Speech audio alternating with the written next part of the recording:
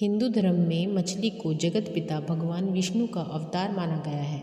मत्स्य अवतार भगवान विष्णु के 10 अवतारों में से एक है। इसी अवतार में अवतरित होकर जगत पिता नारायण ने संसार को भयानक जल प्रलय से बचाया था। इसके साथ ही उन्होंने हयग्रीव नामक दैत्य का भी वध किया था, जिसने वेदों को चुराने का अपराध किया था। हिंदू पंचांग के अनुसार कार्तिक के महीने में जब भगवान विष्णु जल में निवास करते हैं, उन दिनों लोग मछली खाना बंद कर देते। शास्त्रों में अलग अलग जानवरों को अलग अलग भोजन सामग्री खिलाने का जिक्र मिलता है। धार्मिक ग्रंथों के अनुसार मछली को आटे की गोलियां खिलाने से धन लाभ होता है। इतना ही नहीं, अगर आपकी कोई कीमती वस्तु खो जाती है तो वह आपको वापस प्राप्त हो जाती है। मछलियों को भोजन कराने का सबसे अच्छा समय सूर्योदय या फिर सूर्यास्त के बाद का होता है। मछलियों को आटा खिलाने से धन लाभ के साथ ही पुरानी संपत्ति से भी धन लाभ मिलता है। इतना ही नहीं, धन कमाने के नए अवसर प्राप्त होते हैं। यदि आपके दुश्मन आप पर हावी हो रहे हैं तो उनका प्रभाव कम हो जाता है, इसलिए शुभ काम में आ रही बाधाएं दूर हो जाती हैं। घर में मछलियों को पालने से कुंडली में अशांत राहु ग्रह शांत हो जाता है। मछली किस रंग की होनी चाहिए, उसका भी बड़ा महत्व है। घर में यदि आप काले रंग की मछली पालते हैं तो यह सुरक्षा का प्रतीक मानी जाती है। काली मछली घर की नकारात्मक ऊर्जा को नष्ट करती है, इसीलिए एक काली मछली ज़रूर पालें। उम्मीद है कि आपको यह जानकारी पसंद आई होगी। मछली को भोजन कराने के साथ साथ यदि आप 108 बार इन मंत्रों का जाप करते हैं तो आपके जीवन में धन धान्य की कभी कमी नहीं होगी और आपके व्यापार और नौकरी में तरक्की होगी। ओम श्री हरि विष्णु। ओम मत्स्य रूपाय नमः। ओम मत्स्याय मनुपालकाय नमः। नमो भगवते मत्स्य देवाय नमः। ओम मत्स्य रूपाय नमः। ओम मत्स्याय मनुपालकाय नमः। नमो भगवते मत्स्य देवाय नमः। ओम मत्स्य रूपाय नमः। ओम मत्स्याय मनुपालकाय नमः। नमो भगवते मत्स्य देवाय नमः। ओम मत्स्य रूपाय नमः। ओम मत्स्याय मनुपालकाय नमः। नमो भगवते मत्स्य देवाय नमः। ओम मत्स्य रूपाय नमः। ओम मत्स्याय मनुपालकाय नमः। नमो भगवते मत्स्य देवाय नमः। ओम मत्स्य रूपाय नमः। ओम मत्स्याय मनुपालकाय नमः। नमो भगवते मत्स्य देवाय नमः। ओम मत्स्य रूपाय नमः। ओम मत्स्याय मनुपालकाय नमः। नमो भगवते मत्स्य देवाय नमः। ओम मत्स्य रूपाय नमः। ओम मत्स्याय मनुपालकाय नमः। नमो भगवते मत्स्य देवाय नमः। ओम मत्स्य रूपाय नमः। ओम मत्स्याय मनुपालकाय नमः। नमो भगवते मत्स्य देवाय नमः। ओम मत्स्य रूपाय नमः। ओम मत्स्याय मनुपालकाय नमः। नमो भगवते मत्स्य देवाय नमः। ओम मत्स्य रूपाय नमः। ओम मत्स्याय मनुपालकाय नमः। नमो भगवते मत्स्य देवाय नमः। ओम मत्स्य रूपाय नमः। ओम मत्स्याय मनुपालकाय नमः। नमो भगवते मत्स्य देवाय नमः। ओम मत्स्य रूपाय नमः। ओम मत्स्याय मनुपालकाय नमः। नमो भगवते मत्स्य देवाय नमः। ओम मत्स्य रूपाय नमः। ओम मत्स्याय मनुपालकाय नमः। नमो भगवते मत्स्य देवाय नमः। ओम मत्स्य रूपाय नमः। ओम मत्स्याय मनुपालकाय नमः। नमो भगवते मत्स्य देवाय नमः। ओम मत्स्य रूपाय नमः। ओम मत्स्याय मनुपालकाय नमः। नमो भगवते मत्स्य देवाय नमः। ओम मत्स्य रूपाय नमः।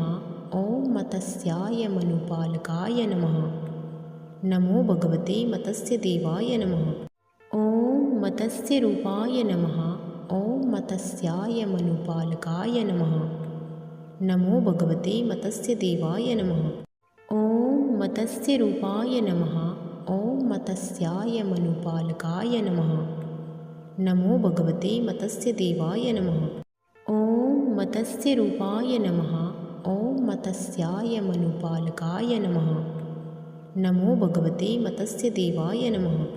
ॐ मत्स्यरूपाय नमः। ॐ मत्स्याय मनुपालकाय नमः। नमो भगवते मत्स्य देवाय नमः। ॐ मत्स्यरूपाय नमः। ॐ मत्स्याय मनुपालकाय नमः। नमो भगवते मत्स्य देवाय नमः। ॐ मत्स्यरूपाय नमः। ॐ मत्स्याय मनुपालकाय नमः। नमो भगवते मत्स्य देवाय नमः। ॐ मत्स्यरूपाय नमः। ॐ मत्स्याय मनुपालकाय नमः। नमो भगवते मत्स्य देवाय नमः। ॐ मत्स्यरूपाय नमः। ॐ मत्स्याय मनुपालकाय नमः। नमो भगवते मत्स्य देवाय नमः। ॐ मत्स्यरूपाय नमः।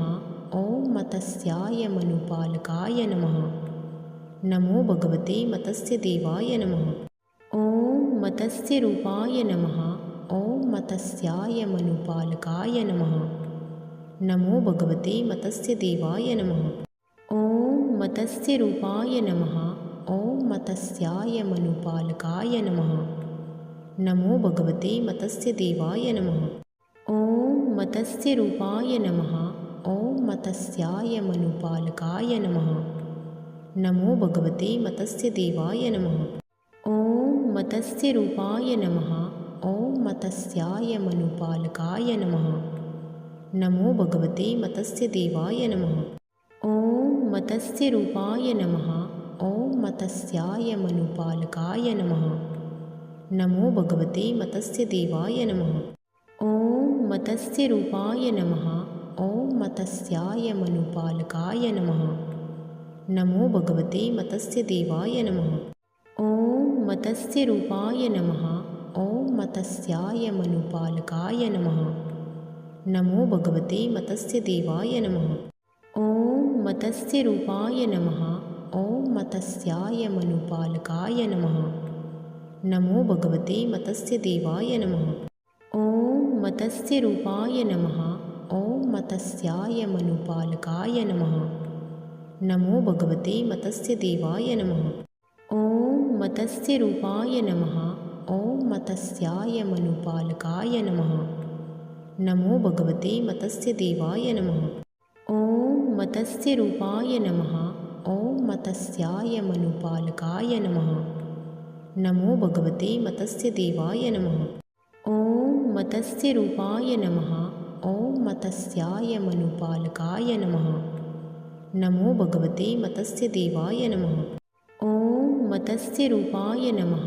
ॐ मत्स्याय मनुपालकाय नमः। नमो भगवते मत्स्य देवाय नमः। ॐ मत्स्यरूपाय नमः। ॐ मत्स्याय मनुपालकाय नमः। नमो भगवते मत्स्य देवाय नमः। ॐ मत्स्यरूपाय नमः। ॐ मत्स्याय मनुपालकाय नमः। नमो भगवते मत्स्य देवाय नमः। ॐ मत्स्यरूपाय नमः। ॐ मत्स्याय मनुपालकाय नमः। नमो भगवते मत्स्य देवाय नमः। ॐ मत्स्यरूपाय नमः। ॐ मत्स्याय मनुपालकाय नमः। नमो भगवते मत्स्य देवाय नमः। ॐ मत्स्यरूपाय नमः। ॐ मत्स्याय मनुपालकाय नमः। नमो भगवते मत्स्य देवाय नमः। ॐ मत्स्यरूपाय नमः। ॐ मत्स्याय मनुपालकाय नमः। नमो भगवते मत्स्य देवाय नमः। ॐ मत्स्यरूपाय नमः। ॐ मत्स्याय मनुपालकाय नमः। नमो भगवते मत्स्य देवाय नमः। ॐ मत्स्यरूपाय नमः। ॐ मत्स्याय मनुपालकाय नमः। नमो भगवते मत्स्य देवाय नमः। ॐ मत्स्यरूपाय नमः। ॐ मत्स्याय मनुपालकाय नमः। नमो भगवते मत्स्य देवाय नमः। ॐ मत्स्यरूपाय नमः। ॐ मत्स्याय मनुपालकाय नमः। नमो भगवते मत्स्य देवाय नमः। मत्स्यरूपाय नमः। ॐ मत्स्याय मनुपालकाय नमः। नमो भगवते मत्स्यदेवाय नमः। ॐ मत्स्यरूपाय नमः। ॐ मत्स्याय मनुपालकाय नमः। नमो भगवते मत्स्यदेवाय नमः। ॐ मत्स्यरूपाय नमः। ॐ मत्स्याय मनुपालकाय नमः। नमो भगवते मत्स्यदेवाय नमः। ॐ मत्स्यरूपाय नमः। ॐ मत्स्याय मनुपालकाय नमः। नमो भगवते मत्स्यदेवाय नमः। ॐ मत्स्यरूपाय नमः। ॐ मत्स्याय मनुपालकाय नमः। नमो भगवते मत्स्यदेवाय नमः। ॐ मत्स्यरूपाय नमः। ॐ मत्स्याय मनुपालकाय नमः। नमो भगवते मत्स्यदेवाय नमः। ॐ मत्स्यरूपाय नमः। ॐ मत्स्याय मनुपालकाय नमः। नमो भगवते मत्स्यदेवाय नमः। ॐ मत्स्यरूपाय नमः। ॐ मत्स्याय मनुपालकाय नमः। नमो भगवते मत्स्यदेवाय नमः। ॐ मत्स्यरूपाय नमः। ॐ मत्स्याय मनुपालकाय नमः। नमो भगवते मत्स्यदेवाय नमः। ॐ मत्स्यरूपाय नमः। ॐ मत्स्याय मनुपालकाय नमः। नमो भगवते मत्स्यदेवाय नमः। ॐ मत्स्यरूपाय नमः। ॐ मत्स्याय मनुपालकाय नमः। नमो भगवते मत्स्यदेवाय नमः। ॐ मत्स्यरूपाय नमः। ॐ मत्स्याय मनुपालकाय नमः। नमो भगवते मत्स्यदेवाय नमः। ॐ मत्स्यरूपाय नमः। ॐ मत्स्याय मनुपालकाय नमः। नमो भगवते मत्स्यदेवाय नमः। ॐ मत्स्यरूपाय नमः। ॐ मत्स्याय मनुपालकाय नमः। नमो भगवते मत्स्यदेवाय नमः। ॐ मत्स्यरूपाय नमः। ॐ मत्स्याय मनुपालकाय नमः। नमो भगवते मत्स्यदेवाय नमः। ॐ मत्स्यरूपाय नमः। ॐ मत्स्याय मनुपालकाय नमः। नमो भगवते मत्स्यदेवाय नमः। ॐ मत्स्यरूपाय नमः। ॐ मत्स्याय मनुपालकाय नमः। नमो भगवते मत्स्यदेवाय नमः। ॐ मत्स्यरूपाय नमः। ॐ मत्स्याय मनुपालकाय नमः। नमो भगवते मत्स्यदेवाय नमः। ॐ मत्स्यरूपाय नमः।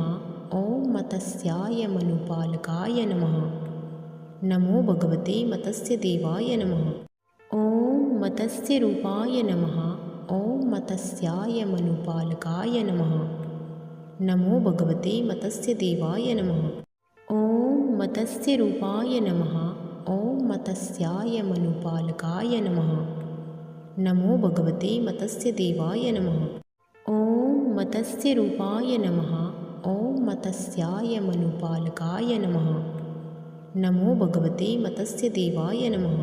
ॐ मत्स्यरूपाय नमः। ॐ मत्स्याय मनुपालकाय नमः। नमो भगवते मत्स्यदेवाय नमः। ॐ मत्स्यरूपाय नमः। ॐ मत्स्याय मनुपालकाय नमः। नमो भगवते मत्स्यदेवाय नमः। ॐ मत्स्यरूपाय नमः। ॐ मत्स्याय मनुपालकाय नमः। नमो भगवते मत्स्यदेवाय नमः।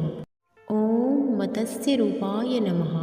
ॐ मत्स्याय मनुपालकाय नमः। नमो भगवते मत्स्यदेवाय नमः। ॐ मत्स्यरूपाय नमः। ॐ मत्स्याय मनुपालकाय नमः। नमो भगवते मत्स्यदेवाय नमः।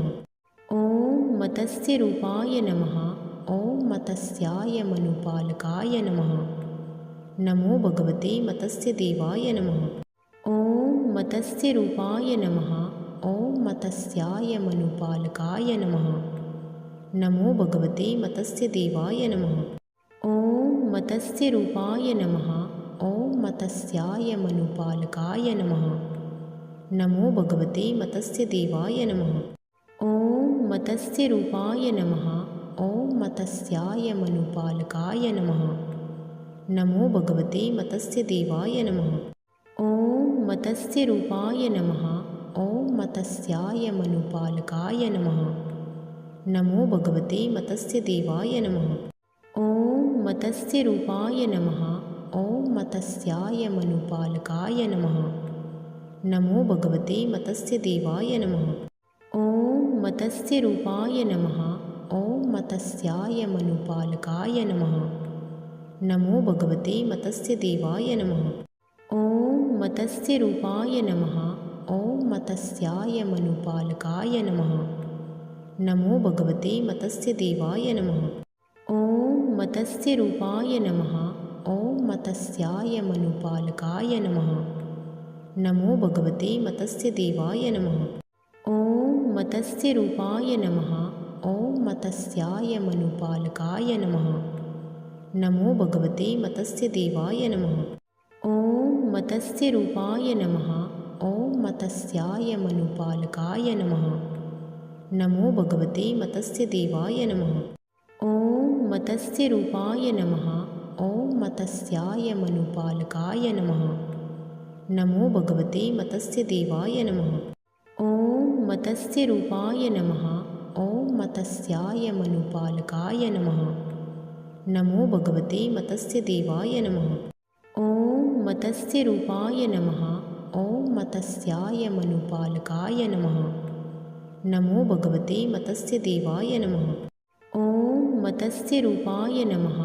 ॐ मत्स्याय मनुपालकाय नमः। नमो भगवते मत्स्यदेवाय नमः। ॐ मत्स्यरूपाय नमः। ॐ मत्स्याय मनुपालकाय नमः। नमो भगवते मत्स्यदेवाय नमः। ॐ मत्स्यरूपाय नमः। ॐ मत्स्याय मनुपालकाय नमः।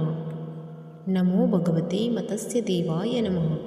ॐ मत्स्यरूपाय नमः। ॐ मत्स्याय मनुपालकाय नमः। नमो भगवते मत्स्यदेवाय नमः। ॐ मत्स्यरूपाय नमः। ॐ मत्स्याय मनुपालकाय नमः। नमो भगवते मत्स्यदेवाय नमः। ॐ मत्स्यरूपाय नमः। ॐ मत्स्याय मनुपालकाय नमः। नमो भगवते मत्स्यदेवाय नमः। ॐ मत्स्यरूपाय नमः। ॐ मत्स्याय मनुपालकाय नमः। नमो भगवते मत्स्यदेवाय नमः। ॐ मत्स्यरूपाय नमः। ॐ मत्स्याय मनुपालकाय नमः। नमो भगवते मत्स्यदेवाय नमः। ॐ मत्स्यरूपाय नमः। ॐ मत्स्याय मनुपालकाय नमः। नमो भगवते मत्स्यदेवाय नमः। ॐ मत्स्यरूपाय नमः। ॐ मत्स्याय मनुपालकाय नमः। नमो भगवते मत्स्यदेवाय नमः। ॐ मत्स्यरूपाय नमः। ॐ मत्स्याय मनुपालकाय नमः। नमो भगवते मत्स्यदेवाय नमः। ॐ मत्स्यरूपाय नमः। ॐ मत्स्याय मनुपालकाय नमः। नमो भगवते मत्स्यदेवाय नमः। ॐ मत्स्यरूपाय नमः। ॐ मत्स्याय मनुपालकाय नमः। नमो भगवते मत्स्यदेवाय नमः। ॐ मत्स्यरूपाय नमः। ॐ मत्स्याय मनुपालकाय नमः। नमो भगवते मत्स्यदेवाय नमः। ॐ मत्स्यरूपाय नमः। ॐ मत्स्याय मनुपालकाय नमः। नमो भगवते मत्स्यदेवाय नमः। ॐ मत्स्यरूपाय नमः। ॐ मत्स्याय मनुपालकाय नमः। नमो भगवते मत्स्यदेवाय नमः। ॐ मत्स्यरूपाय नमः। ॐ मत्स्याय मनुपालकाय नमः। नमो भगवते मत्स्यदेवाय नमः। ॐ मत्स्यरूपाय नमः। ॐ मत्स्याय मनुपालकाय नमः। नमो भगवते मत्स्यदेवाय नमः।